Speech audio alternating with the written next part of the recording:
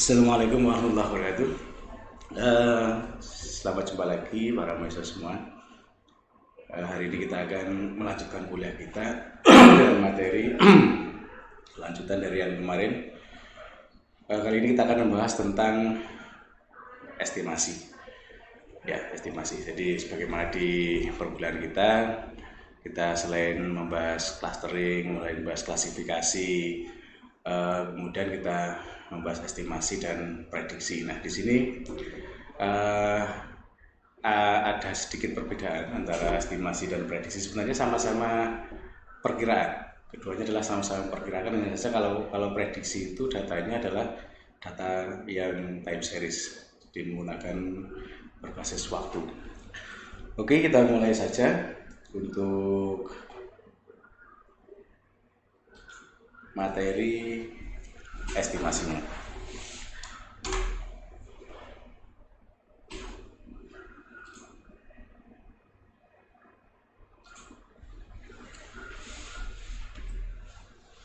Oke.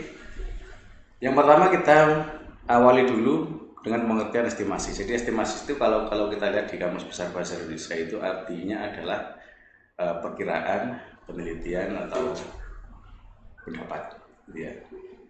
Ini asal katanya. Jadi pada saat kita perkirakan atau melakukan penilaian, mengungkapkan pendapat, itu estimasi. Tapi yang sering kita lihat adalah estimasi ini sebagai sebuah perkiraan. Secara keilmuan, di sini saya ambil beberapa definisi. Yang pertama adalah pengertian estimasi yaitu keseluruhan proses yang memerlukan serta menggunakan estimator untuk menghasilkan sebuah estimate dari suatu parameter.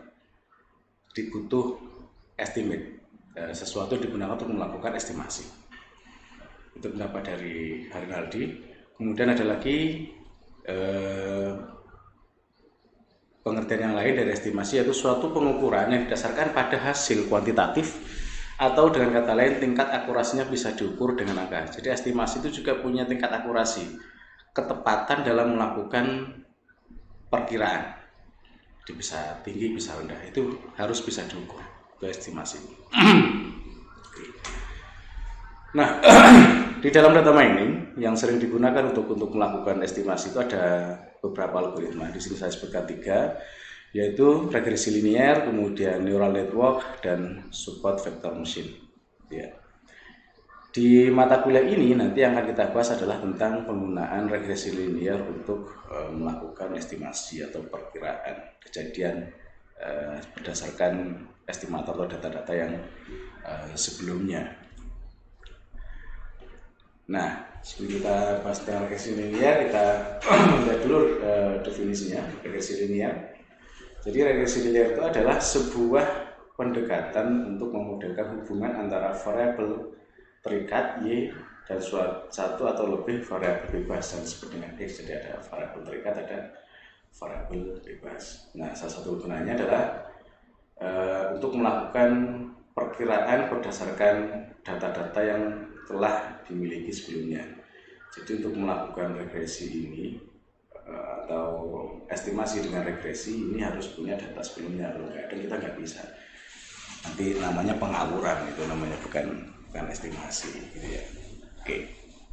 Nah, tahap melakukan estimasi dengan menggunakan regresi linear ini ada 5. Ya, yang pertama kita siapkan dulu data, jadi datanya harus ada, kalau nggak ada nggak bisa.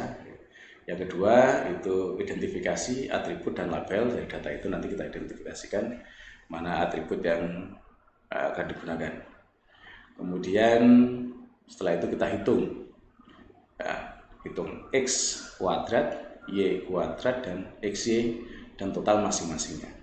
Yang keempat adalah hitung A dan B berdasarkan persamaan yang sudah ditentukan. Yang kelima, buat model persamaan regresi linear. Itu tahapannya. Oke. Mari kita bahas satu-satu tahapannya. Yang pertama,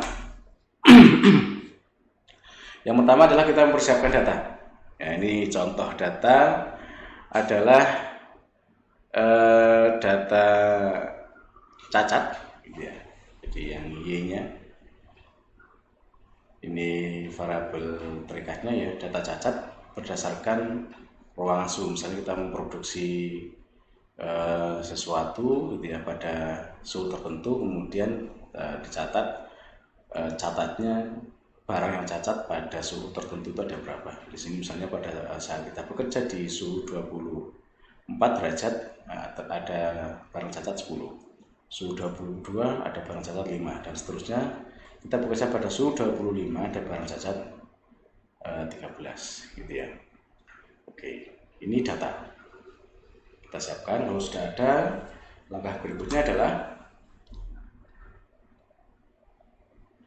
kita identifikasi atribut dan label ya. Jadi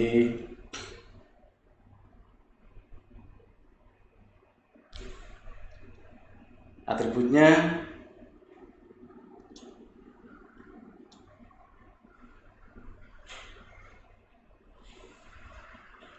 Y sama dengan variabel terikat tadi ya, yang X-nya variabel tidak terikat, kemudian A nanti konstanta, jadi persamaan umumnya seperti ini. Y sama dengan A plus BX ya, dengan A-nya konstanta, B-nya adalah koefisien regresi atau pembandingan berdasarkan respons yang ditimbulkan oleh variabel. Dengan persamaan seperti ini gitu ya, A sama dengan sigma Y kemudian kali sigma X kuadrat min sigma X kali sigma XY dibagi dengan N. N ini adalah jumlah data. Kalau datanya tadi 10, maka N nya adalah 10 gitu ya. Dikalikan sigma X kuadrat dikurangi sigma X dikuadratkan. Nanti ini beda. Nanti kita lihat sigma X kuadrat dengan sigma X dikuadratkan. Nanti kita akan kita jelaskan di perhitungan berikutnya. Yang persamaan B seperti ini ya. Oke.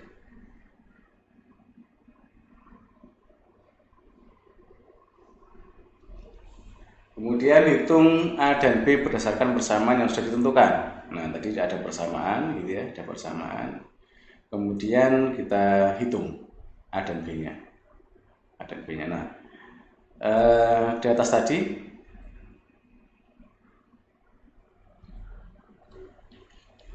di bagian menghitung total masing-masing X, Y, X kuadrat, Y kuadrat, dan XY dan totalnya masing-masing. Jadi di sini kalau X kuadrat berarti ya X dikali X, kemudian Y kuadrat itu adalah Y dikali Y, kemudian XY itu adalah X dikali dengan Y. Kemudian hitung total masing-masingnya. Total masing-masingnya di sini jadi X ini sigmanya, totalnya berapa, kemudian ini totalnya berapa, dan seterusnya. Jadi ya, oke. Jadi kalau kita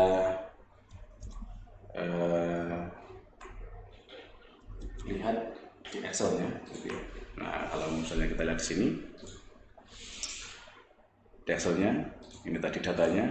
Jadi X itu adalah X kuadrat itu X kali X. Kalau kita lihat sama dengan 24 kali 24. Oke, 476. Kemudian yang bawah juga seperti itu. Untuk X kuadratnya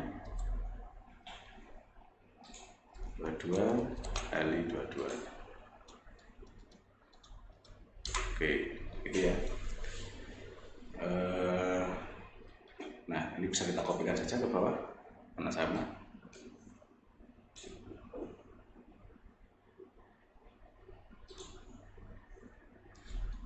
Sama dengan kali. Oke. Jadi ada seperti ini. Kemudian yang Y-nya Y kuadrat, berarti Y kali Y sama dengan Y kali Y. Begitu. Nah, bisa kita kopikan langsung ke bawah. Oke. Jadinya seperti ini. Kemudian yang X, Y. X dikalikan dengan Y. sama dengan X dikalikan dengan Y. Ya, 240. Ini juga seperti itu, sama dengan X dikalikan kali Y. Ya, 10 gitu ya. Nah, bisa kita kopikan aja ke belakang, ke bawah. Oke. Jadi ini semuanya sudah ada persamaannya begitu. Nah, ini jadi kita sudah menentukan X kuadrat, Y kuadrat, dan XY dari data yang awal tadi sudah kita siapkan. Gitu. Dan totalnya juga bisa kita hitung di sini. Totalnya sigma X, sigma Y, sigma X kuadrat, sigma Y kuadrat, dan sigma XY gitu ya. Yang namanya juga sigma, berarti kita jumlahkan keseluruhannya. Oke, kita jumlah dari atas, dari bawah ke atas semuanya. Kita jumlahkan di sini, berarti sama dengan ya ini ya. Nah, seperti itu. Ini juga sama, kita jumlahkan semua karena sama rumusnya, kita bisa copy aja semuanya begitu. Dan hasilnya adalah sama seperti itu. Nah,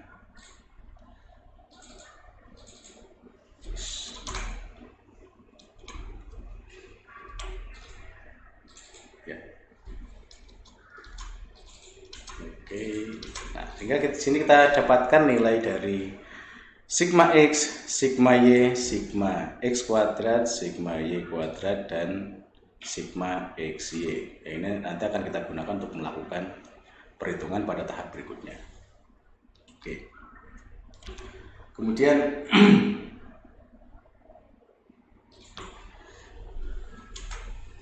setelah kita tentukan itu, maka kita lakukan perhitungan berdasarkan rumus yang sudah ditentukan. Jadi tadi disebutkan bahwa rumusnya A seperti ini, kemudian rumusnya B seperti ini. Kalau dengan perhitungan ini, tadi A-nya 72, Y-nya, sigma Y-nya 72, kemudian sigma X kuadrat itu 4876, dan seterusnya. Ketemunya adalah min 27,02 untuk nilai A-nya, kemudian untuk nilai B-nya adalah ketemunya 1,56 gitu ya. Oke, coba kita lihat, kita hitung di Excel-nya. Oke, nah jadi kalau untuk A-nya kita hitung ya. Untuk A-nya sama dengan sigma Y. Sigma Y itu ya ini 72 dikali sigma X kuadrat dikali dengan sigma X kuadrat. X kuadrat yang ini 4876 ya. Kemudian dikurangi sigma X. Sigma X yang ini, sigma X dikalikan dengan sigma XY. Sigma XY yang ini. Oke. Hasilnya adalah minus 9728 dibagi dengan N. Berarti yang sini dengan N-nya, datanya ada 10, 1 sampai 10, ini N-nya ada 10, berarti 10 dikalikan dengan sigma X kuadrat, dikalikan dengan sigma X kuadrat yang mana? Yang sini, sigma X kuadrat. Oke, dikurangi dengan sigma X dikuadratkan. Ini sigma X dikuadratkan, berarti sigma X kali sigma X ya. Berarti dikurangi sigma X kali sigma X. Nah, seperti itu.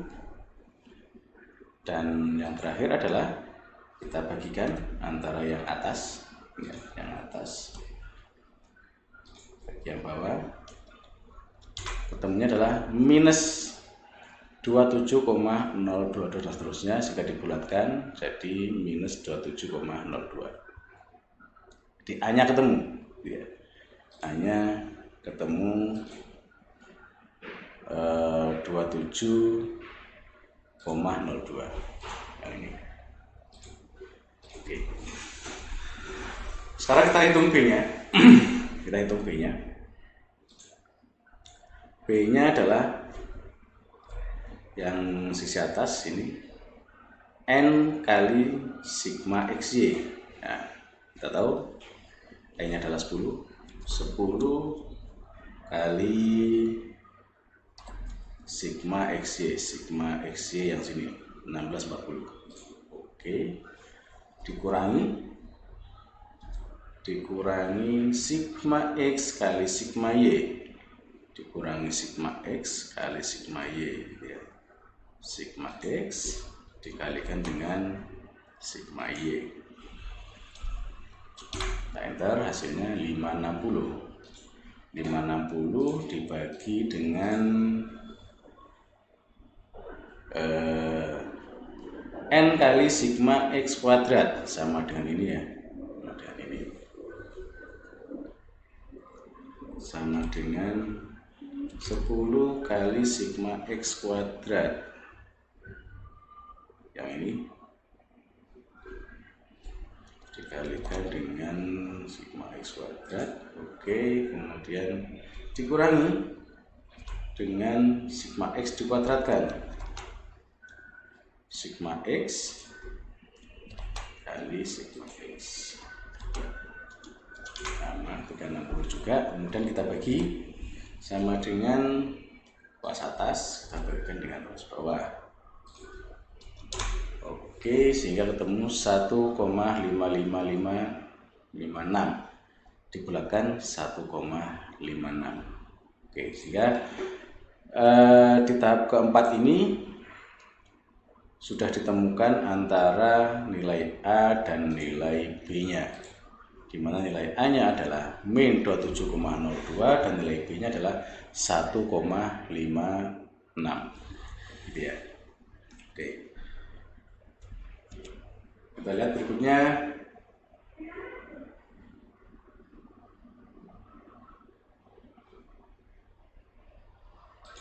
Oke, setelah ketemu, kemudian di tahap kelima kita buatlah persamaan regresi linearnya ya. Dari persamaan umumnya bahwa Y sama dengan A plus BX, kemudian tadi A nya sudah kita hitung, ketemu min 27,02 dan B nya ketemu 1,56. Kita masukkan aja, berarti Y sama dengan A nya di replace min 27,02 plus B nya di replace dengan 1,56 X, sehingga persamaannya untuk data kita yang tadi jadinya seperti ini. Y sama dengan min 27,02 plus 1,56 X. Jadi persamaan sudah ketemu. Nah, ini siap untuk kita gunakan melakukan estimasi ya. Oke, contoh penerapannya. Jadi kita ujikan persamaan yang sudah kita temukan tadi. Misalnya, prediksikan jumlah cacat produksi jika suhu dalam keadaan tinggi, variabel X.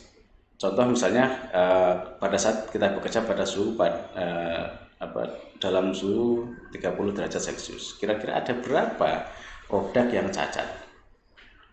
Jadi kita masukkan persamaannya. Jadi tadi kita tahu bahwa yang cacat itu adalah X, yang variabel tidak bebasnya gitu. Yang Y-nya adalah suhu.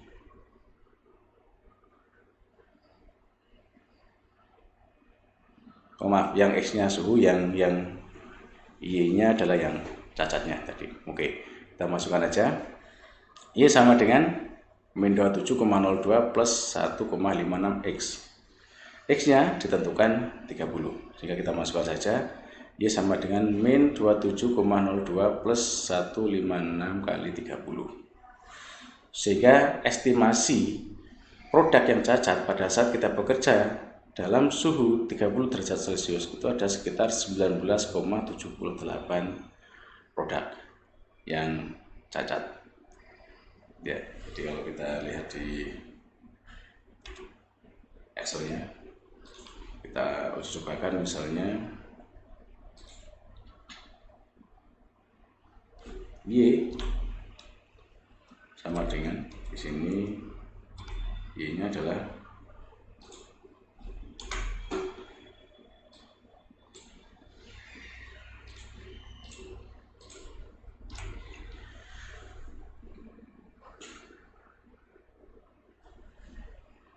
Y min 27,02 plus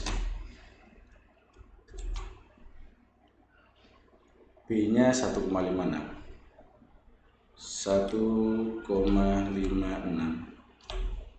dikali 30 derajat Celcius, keluar adalah 19,78. Ini produk yang cacat gitu ya. Nah, kita bisa mencari kebalikannya. Jadi misalnya kita hanya menolerir produk cacat 3, 4, 5 gitu ya. Kira-kira kalau kita ingin produknya hanya segitu yang cacat, maka harusnya kita bekerja pada suhu berapa derajat? Itu berarti kita mencari X-nya.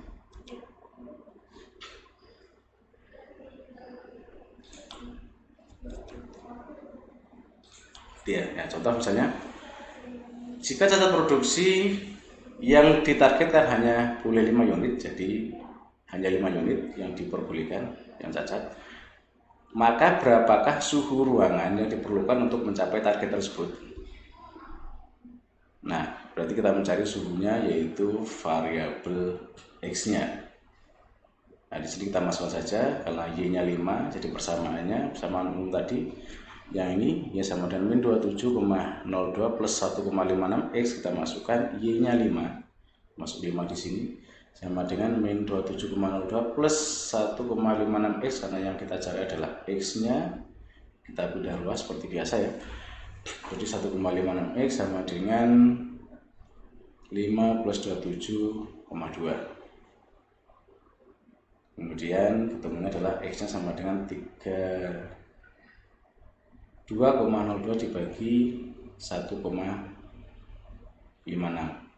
Kemudian X-nya ketemu 20,52.